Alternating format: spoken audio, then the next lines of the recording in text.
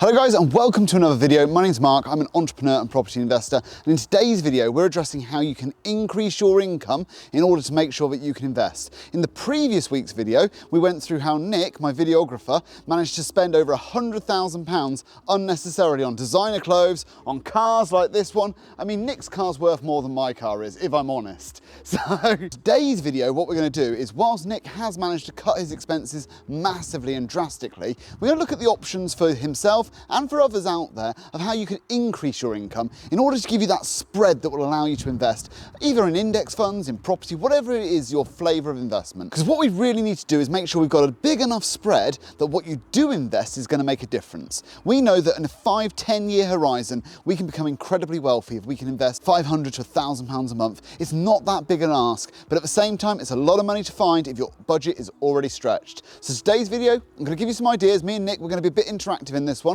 Let's go to the whiteboard, let's get into it. So guys, welcome to the whiteboard. We're going to be going through how you can add some income, but before we get into the video, if you could give it a big like, it massively helps me out with the algorithm. And if you haven't already subscribed, why not subscribe? At the end of each month, we're giving away the dividends out of our subscriber portfolio. Last month it was 30 quid.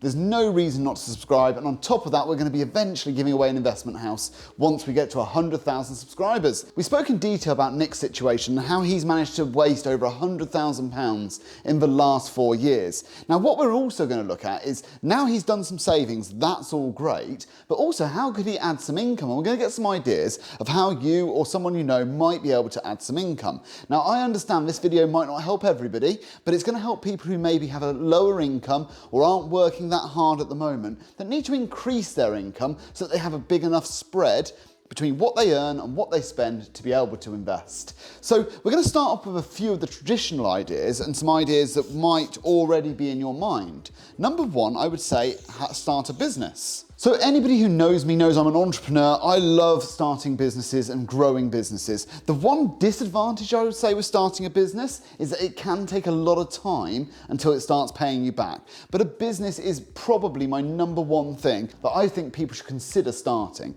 So for Nick, for example, whilst he's honing his skills and getting really good at videography, not that he's not amazing already, he is, but while he's doing that, he might be able to sell that on to other people as well as myself. I mean, for example, last Friday, he did a shoot for a hair salon in London. I know that he's doing other bits and bobs to start his business and build upon his skill base. And once he's built on his skill base, maybe he sells those skills on and teaches people how to become a videographer. There's lots and lots of things that he could do that match up with his current skills without him having to learn an entire new skill base, because that takes time. When you start compounding skills over time, it takes an awful lot of time to get very, very good at something. So it's much easier to start with what are you already good at, what are you already an expert at, and how could you sell that to the marketplace? Now, let's say, for example, starting a business is not for you. I understand that. That's not for everybody. There's no guarantees with it. Maybe taking a second job is a good idea. Now, I know that Nick's taken a second job in the evenings to help him build up his investment pot. He's had a lifetime of bad decisions, which you would probably agree, right? Like, I feel really bad. I'm speaking about Nick and he's right behind the camera.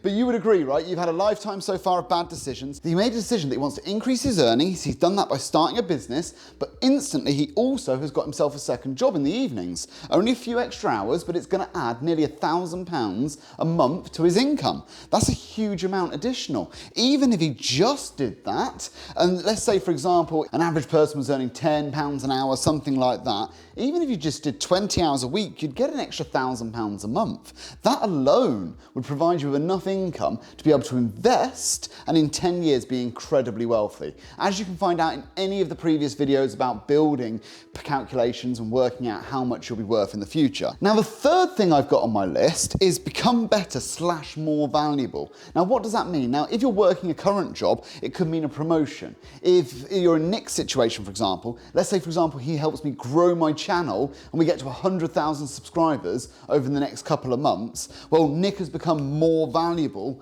overnight, and I will need to pay him more in order to make sure sure that I keep him motivated and we keep that momentum going. So my third point on this, once you've started a business, once you've got your second job, if that's right for you, I understand that this might not be right for every individual, but ultimately, if you can become more valuable, then you will get paid more. The market isn't that broken. Capitalism is not that broken that if you became more valuable, the market wouldn't respect that. You only have to look at footballers. The best footballers get paid.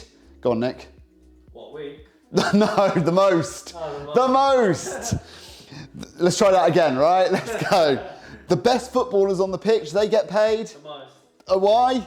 Because they're more valuable. Because they bring in more advertising revenue, because they score more goals, because they make their team win, and that drives revenue to the club. So if you become more valuable, the market will pay it. There is no question. And it can be ridiculous amounts, right? We already know that football players get paid insane amounts, but I can guarantee the best person at making donuts has a donut company that makes loads of money. The best person at sniffing wine probably gets paid millions by sommeliers to pick out the best grapes. I am certain that no matter what the industry is, if you're the best at it, you will be more valuable than your compadre. The market will respect that and give you more value. So these are the three things that I think as an individual you should really consider in order to add extra income. I think the first place to always go is cutting expenses. If you can cut expenses, that's fantastic. But if you can start a business around your current skill base, I think that saves you a lot of time of having to upskill, reskill, learn something new. It's a fantastic way of adding income. If you don't feel like starting a business is for you, and I understand that, I completely appreciate some people just like swapping time for money. Nice and simple transaction, get a second job, add an extra 20 hours a week, 15 hours a week, get that extra £1,000 a month. It's not that hard to do, and with that extra 1,000, invest it. We worked out you got 15 million of property in 15 years, it's not that much. Third, become better, become more valuable, but I understand, if that's, again, not for you, the second job might be. So guys, the last thing that you could do is create passive income, right? Like we already know that we're doing this in order to invest, which will create passive income, which in turn will add income and start the snowball off. I'm leaving it off the list because I think that's the aim, the goal, rather than the way that we're gonna get there. We're gonna get there by having a spread between what we spend and what we earn, and then we're gonna invest that money to create the passive income. So for me, these are the three best ways in order to do that. But let me know in the comments if you've got any better ideas. I would love to hear them. I'm sure Nick would love to hear them. But these, for me, are the three ways that you could add income to your wealth.